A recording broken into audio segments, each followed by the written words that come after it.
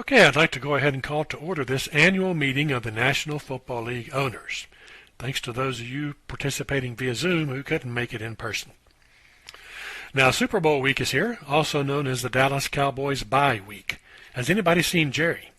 Here. Jerry, America is dying to know why you did not hire Deion Sanders as your next head coach. Well, that would have been the smart move, sure, but after you made us force Daniel Snyder out, I saw the chance to reclaim my crown as the league's dumbest owner. That David Tepper fellow was getting a little too close for comfort. Jerry, you've once again shown the big D in Dallas stands for dunce. Mr. Tepper went through an entire season without throwing a drink at an opposing team's fans or throwing his own coach under the bus. You had reclaimed your crown by default.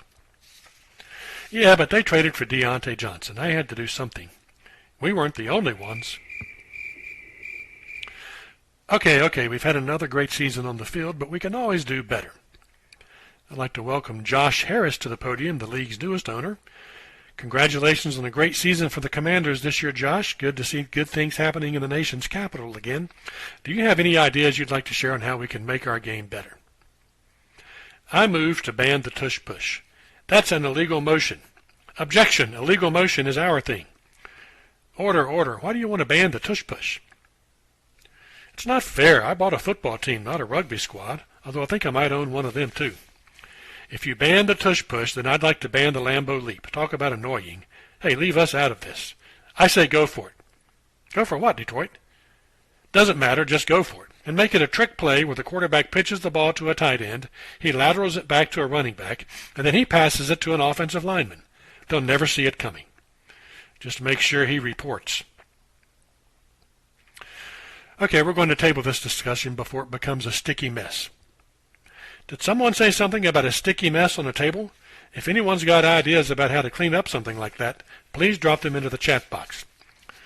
Not now, Baltimore. Okay, did everyone see the news that Major League Baseball fired one of its best umpires for sports betting?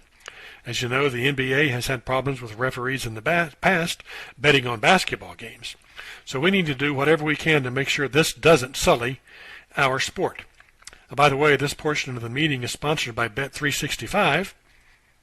Replays of tonight's meeting will be shown on the FanDuel Sports Network, and for updated odds on which owner is most likely to stomp off in a huff, check out ESPN Bet. Okay, anybody got any ideas? Mr. Hunt. If we pay the referees more, they won't be tempted. Did I hear right? The team that already has every referee on its payroll wants to pay the refs more?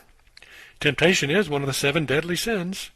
No, it's not, but greed is. If you're so worried about sin, why don't you guys sit out next postseason to give the rest of us a chance? Would Jesus hog all the Super Bowl trophies? Hey, speaking of Jesus, if any team needs help covering up sins while you're in town, let us know.